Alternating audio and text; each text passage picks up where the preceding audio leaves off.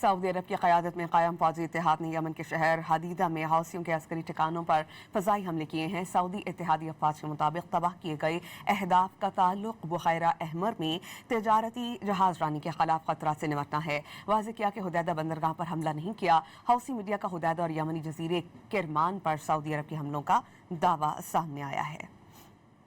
امریکہ ایران تنازع نے خطے میں ایک اور محاذ کھول دیا۔ سعودی عرب نے یمن میں حوثیوں کے زیر کنٹرول حدیدہ شہر پر بمباری کر دی۔ جواب میں حوثی گروپ نے بھی جنوبی سعودی عرب میں صنعتی علاقے پر میزائل حملے کا دعویٰ کر دیا۔ سعودی فوجی اتحاد کے ترجمان میجر جنرل ترکی المالکی کے مطابق جمعے کی شب حدیدہ میں حوثیوں کے عسکری ٹھکانوں کو نشانہ بنایا گیا۔ فضائی کارروائی حوثی گروپ کی سعودی عرب کے خلاف بحری ناکہ بندی اور بحیرہ احمر میں تجارتی جہازوں پر حملوں کے جواب میں کی گئی۔ انہوں نے واضح کیا کہ سعودی فوجی اتحاد نے حدیدہ بندرگاہ پر حملہ نہیں کیا۔ تمام بندرگاہیں جہاز رانی کے لیے کھلی ہیں۔ حوثیوں کے زیر انتظام ٹی وی چینل المسیرہ کے مطابق سعودی اتحاد نے حدیدہ میں ٹیلی کمیونیکیشن اتھارٹی کی تنصیبات پر حملے کیے۔ جزیرہ کمران پر حملے میں خاتون زخمی ہوئی۔